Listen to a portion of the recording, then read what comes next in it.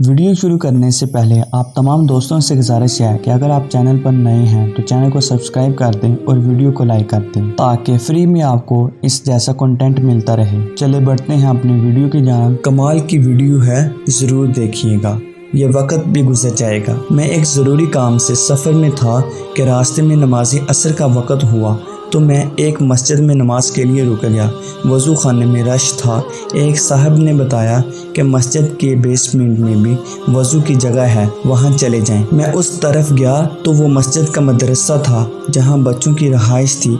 उनका सामान पड़ा हुआ था और उनके लिए वज़ू की जगह भी बनी हुई थी। नमाज में चूँकि अभी कुछ वक़्त बाकी था सो मैंने वज़ू किया और इन छोटे छोटे फरिश्ता नमा साफ सुथरे मदरसे के बच्चों के करीब बैठकर उनके मासूमाना गपशप से मुस्तफ़ीज़ होने लगा। मेरे बिल्कुल सामने उनके छोटे छोटे ट्रंक पड़े हुए थे। उनमें से एक पुराना सा जस्ती चादर के एक ट्रंक पे एक जुमला देखकर न जाने क्यों मैं चौंक गया।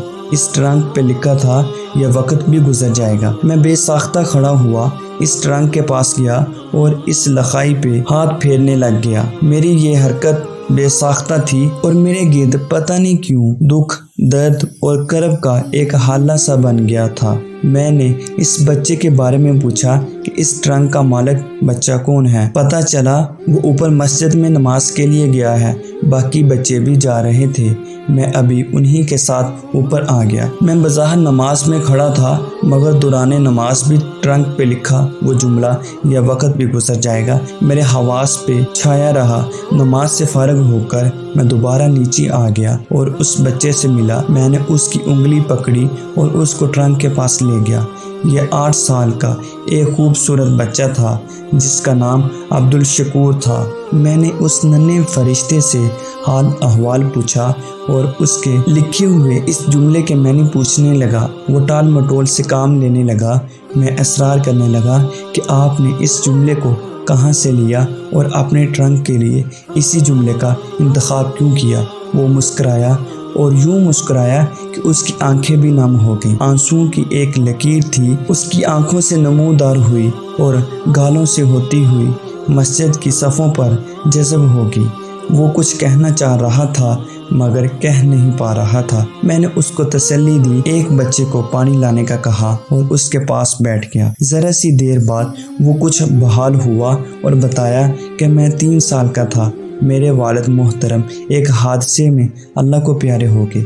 एक बहन है जो मुझसे 2 साल बड़ी है। वालिदा मोहतरमा और बहन घर में रहती हैं।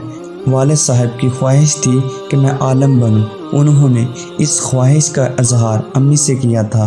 वो फौत हुए तो अम्मी ने उनकी ख्वाहिश पूरी करने का इरादा कर लिया। रिश्तेदार है नहीं, बस छोटा सा कुनबा है। अम्मी और बहन लोगों के घरों में काम करती हैं और मुझे यहाँ दाखिल करवा गई। मैं 1 साल से यहीं पढ़ रहा हूँ। महीने बाद वो आती हैं और मुझे 2 दिन के लिए घर ले जाती हैं। इस दौरान अब्बू की कब्र पे भी जाते हैं और बताकर आते हैं कि उनकी ख्वाहिश पे मैं आलम बन रहा हूँ। मैं घर अम्मी जी और बहन को देखकर परेशान होता हूँ तो अम्मी कहती है, शुक्र है ये वक्त भी गुजर जाएगा। मुझे यह बात बहुत अच्छी लगी और एक दिन एक पेंटर अंकल मस्जिद का काम करने के लिए आए तो मैंने उनसे अपने ट्रंक पर यही जुमला लिखवा लिया।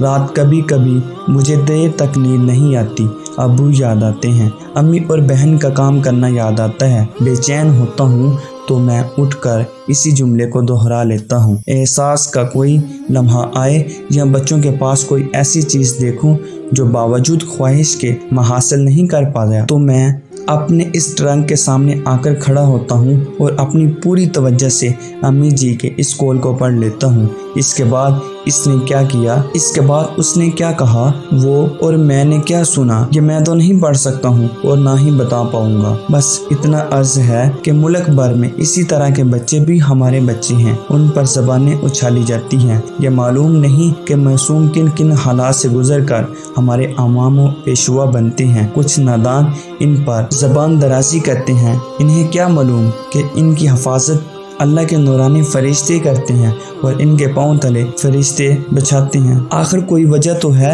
ज़बान दराजी करने वाले मुसल्ला रसूल के काबिल नहीं होते, बल्कि यही मासूम फूल मुसल्ला रसूल पर ہمارے امام بنتے ہیں، اسی لیے ان کے خلاف نہ بولا کریں، کیونکہ سورج پر تھوکنے سے اس کی شان کم نہیں ہو جاتی اور نہ ہی سورج پر بھونکنے سے وہ بے نور ہو جاتا ہے۔